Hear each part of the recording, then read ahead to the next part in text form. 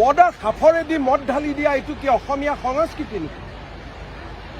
এইবিলাকৰ এইটোতো কোনো সংস্কৃতি হ'ব নোৱাৰে। চাধাৰ টেমা দিয়া এইটো কি সংস্কৃতি নেকি?